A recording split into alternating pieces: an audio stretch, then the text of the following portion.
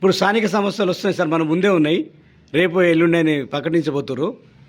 ఏ party ప్రభావం చూపిస్తుంది sir? స్థానిక సంస్థలలో నాకు తెలిసి ఈ ఆర్డినెన్స్ క్లియర్ అయిపోయి అదేవిధంగా జీవో జారీ చేసి మరి ఎలాంటి సమస్యలు లేకుండా ఉంటే ఈ స్థానిక ఎన్నికలకు వెళ్ళటానికి అవకాశం ఉంది. అది ఇంకా 3 నెలలు పట్టే అవకాశం అయితే స్పష్టంగా కనిపిస్తుంది. ఎలాంటి అడ్డంకులు లేకపోతే అది జరగటానికి అవకాశం ఉంది.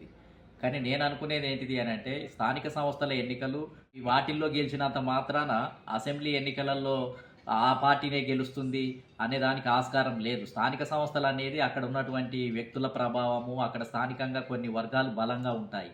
కొన్ని ప్రభావాల వల్ల గెలుస్తూ ఓడుతూ ఉంటారు.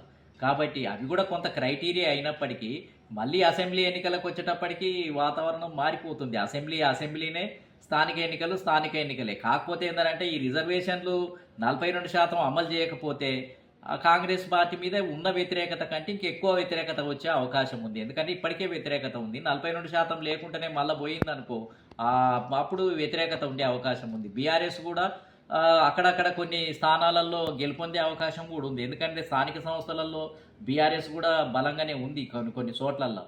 కాబట్టి ఇది మల్టీగా, అంటే బీజేపీ బలంగానే ఉంది, బీఆర్ఎస్ బలంగానే అనిపిస్తుంది కొన్ని పాకెట్లలో, కాంగ్రెస్ కూడా ఉంది. కాబట్టి ఏ ఒక్కదానికి కూడా పూర్తి మెజారిటీ లాగా ఒకటే వన్ సైడెడ్గా వచ్చే అవకాశం అయితే కనిపించడం లేదు. అంటే ఒక హంగు పద్ధతుల్లో, అంటే కొన్ని సీట్లు జెడ్పీటీ సీట్లు బీజేపీకి, కొన్ని బీఆర్ఎస్కు, కొన్ని కాంగ్రెస్కు ఈక్వల్గా పంచుకునే అవకాశం ఉంది. అదేవిధంగా సర్పంచ్లు కూడా ఆ విధంగానే పంచుకునే అవకాశం ఉంది. దీంట్లో ఎటూ తేలదు.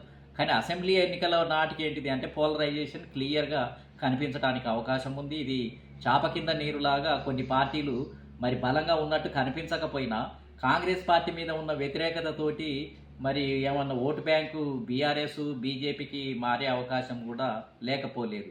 కాబట్టి వన్ సైడెడ్గానైతే ఏ ఒక్క పార్టీకి ఈ స్థానిక సంస్థల ఎన్నికలు రిజల్ట్ ఉంటుందని నేను అనుకోను.